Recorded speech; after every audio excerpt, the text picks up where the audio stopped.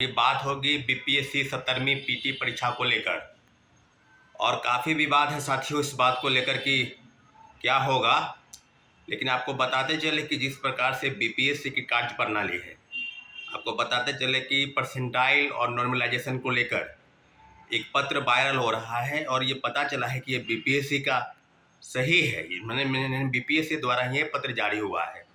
तो इस पत्र में जो स्पष्टीकरण बीपीएससी की तरफ से दिया जा रहा है उसमें स्पष्ट है कि बीपीएससी आगामी 13 दिसंबर को ही जो पीटी परीक्षा है 17वीं बीपीएससी सिविल सेवा उसकी पीटी परीक्षा लेने जा रही है। और पत्र में स्पष्ट रूप से इस बात का जिक्र है कि पेपर के जो सेट होंगे वो 3 तरह के सेट होंगे।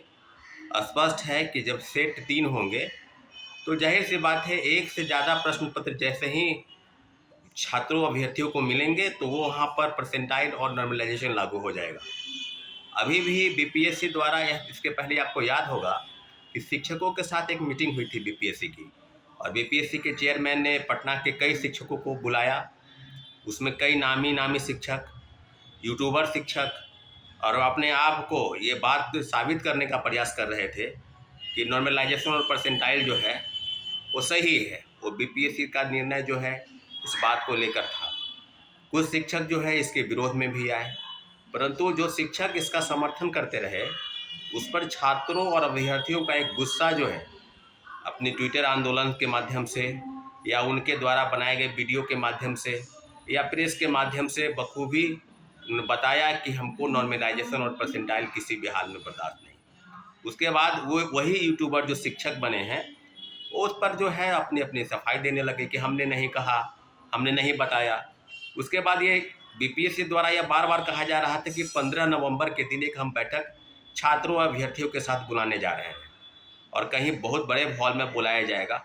परंतु उसी के बीच में आपको याद होगा कि एक उत्तर प्रदेश लोक सेवा आयोग में यूपी पीसीएस एआरओ और आरओ का पेपर जिसको लेकर यूपी पीसीएस के बोर्ड ने यह क्लियर किया था कि अब इसमें भी नॉर्मलाइजेशन और परसेंटाइल जो है वो लागू होगा, यानी एक से ज़्यादा शिफ्ट में परीक्षाएँ होंगी। बहुत बड़ा प्रोटेस्ट आपको इलाहाबाद में देखने को मिला और छात्रों अभ्यर्थियों के इस प्रदर्शन के बाद आयोग जो है वो बैकफुट पर आई, उन्होंने अपने निर्णय को बदला और एक शिफ्ट में परीक्षा कराने की बात जो है उत्तर प्रदेश लोक सेवा आयोग ने की।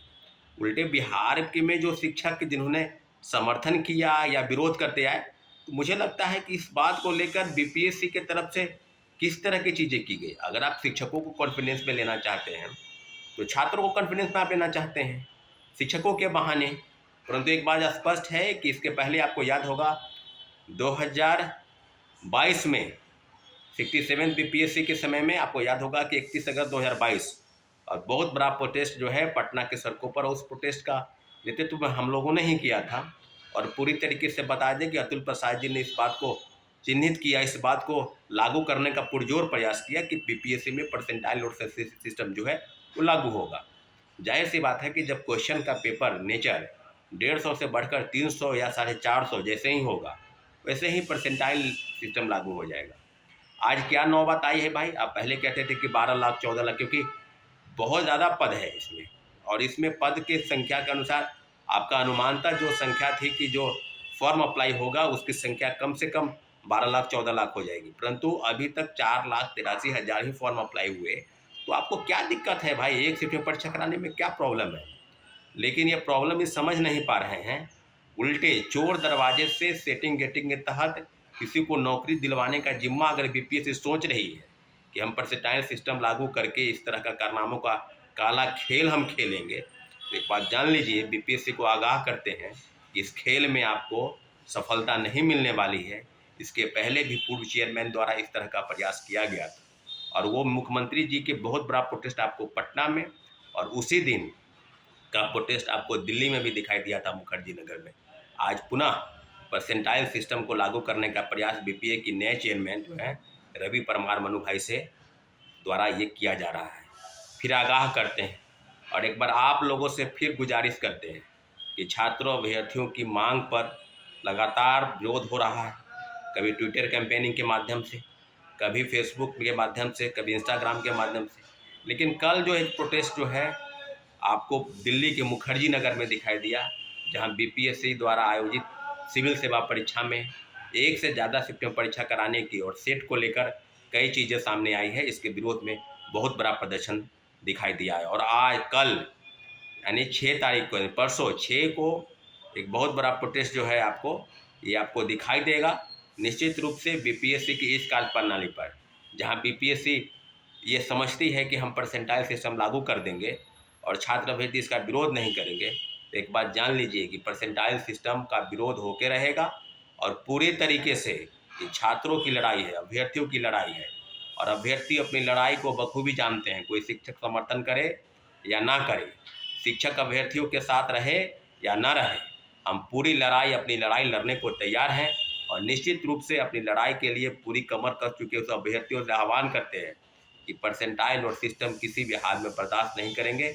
और एक शिफ्ट में परीक्षा कराने की जो बात पहले से मुख्यमंत्री के हस्तक्षेप के बाद भी हुई कि अब परीक्षा एक ही शिफ्ट में पहले भी होती आई है और आगे भी होगी, इस बात को लेकर हम लोग बखूबी से अपनी लड़ाई को आगे तक लड़ेंगे।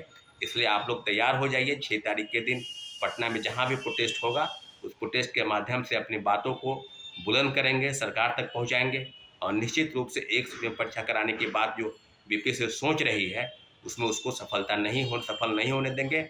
निश्चित रूप से छात्रों की लड़ाई है और छात्र अपनी लड़ाई को बखूबी लड़ते हैं, जानते हैं और पूरी तरह से कमर कस चुके हैं कि 6 तारीख को पटना चलना है और बीपीएससी द्वारा आयोजित सिविल सेवा परीक्षा में जानबूझकर परसेंटाइल और नॉर्मलाइजेशन को लागू करने का प्रयास चल रहा है।